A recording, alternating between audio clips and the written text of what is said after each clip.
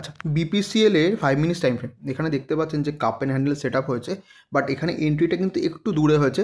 But আপনার যদি 500 যদি আপনার এসএল নেওয়ার ক্ষমতা থাকে, তো সেই হিসাবে আপনি কোয়ান্টিটি প্লেস করতে পারবেন, বিকজ এখানে দেখতে পারবেন যে 1 টাকা 40 পয়সা অনলি স্টপ লস বসছে।